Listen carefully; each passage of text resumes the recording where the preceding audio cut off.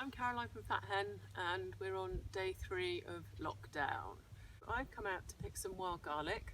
So this is wild garlic, also known as ramsons. It's our true native wild garlic. We do have another one that grows around here in Cornwall. It's called three-cornered leek, which I'll show you in a minute.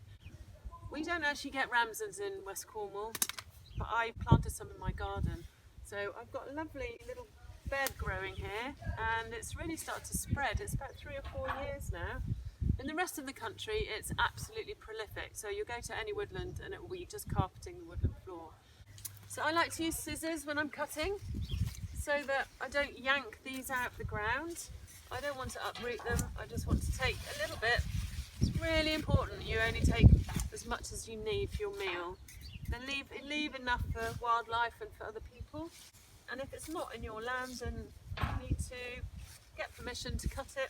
If it's in a public place, you're actually allowed to take enough for your own consumption. Okay, I just want to show you the difference between wild garlic and three-cornered leek.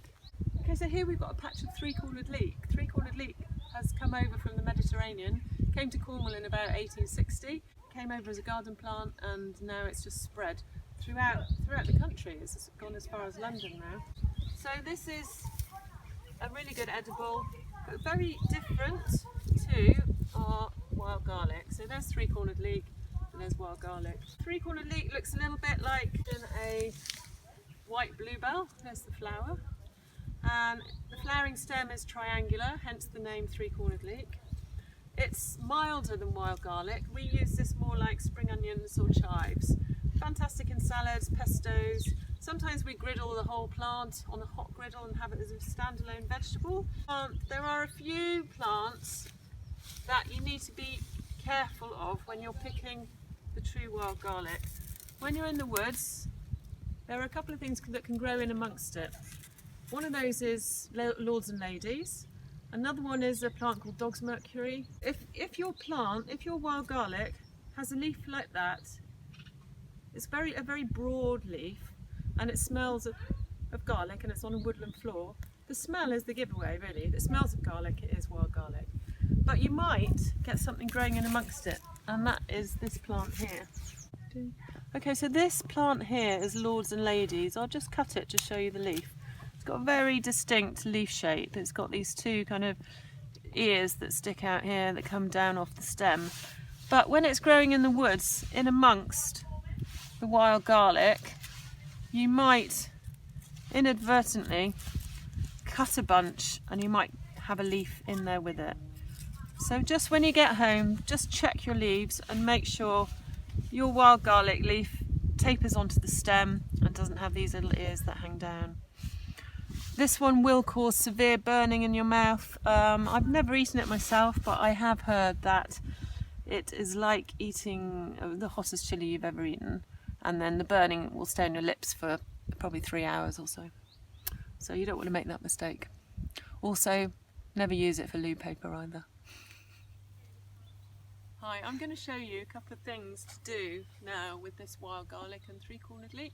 A few simple recipes. The wild garlic is definitely a really good thing to be eating right now.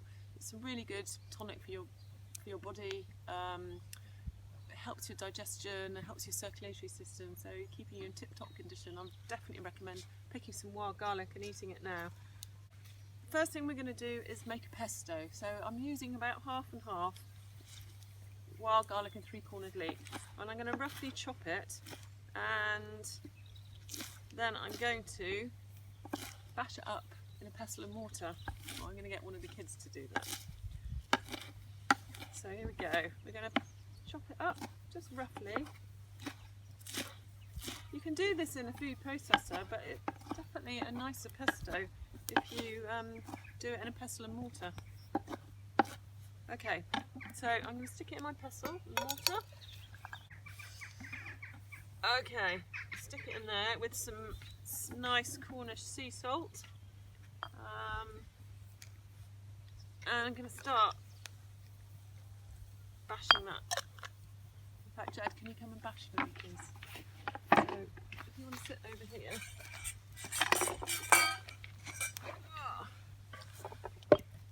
Let's just show you how to do it. Just keep bashing until it's gone right down. Okay. So we just bash that until it's gone quite small. Then I'm going to add my toasted pine nuts and roasted hazelnuts. You can use any nuts in a pesto. I use cashew. I love cashews. They're really creamy. Today we've got pine nuts and hazelnuts, and then olive oil.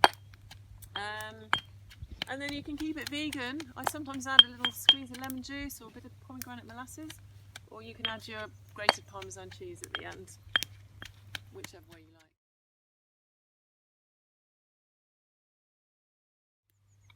Okay, the next thing I'm doing with the wild garlic and 3-cornered leek is making a farinata.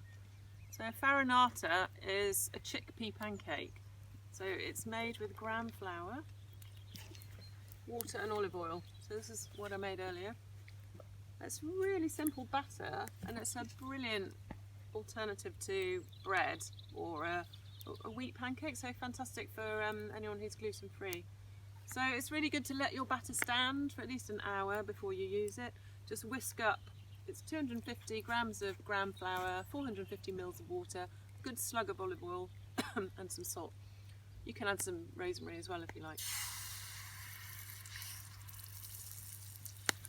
So there's my pancake, and into that I'm going to chop in some 3-cornered leek, chopped up, and ramsons.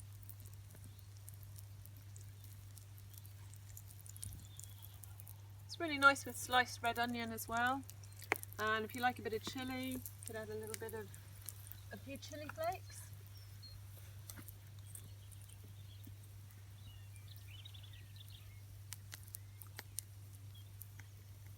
And then you can have it either like this vegan, or it's also really nice with some feta cheese and a good squeeze of lemon juice.